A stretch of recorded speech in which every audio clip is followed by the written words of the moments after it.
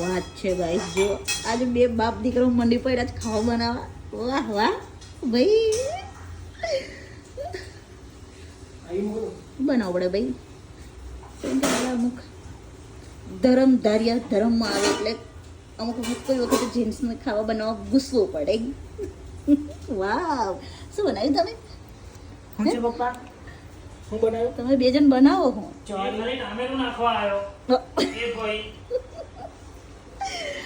એટલે ખાલી તો ટામેટોમાં જ હેલ્પ કરતો તો ભાઈ, બીજા કસમ હેલ્પ નહીં કરી તું એ પપ્પાને?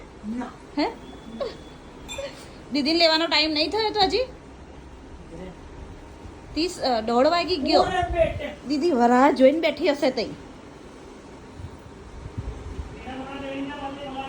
હા યાર, બહુ આસુ કપડાં બહુ થઈ ગયા છે ગાઈસ. જો તમારા ઘેર આવું હોય છે, મારા ઘેર જો કેટલા બધા કપડાં. આટલા તો ઓલરેડી ભેરવીને મૂક્યા જ છે ને આટલા તો પાછા ખુરશી પર પડ્યા જ છે અને પાછળ દોરીમાં પણ લટકાવેલા જ છે. આ પણ પલળીને આવ્યો.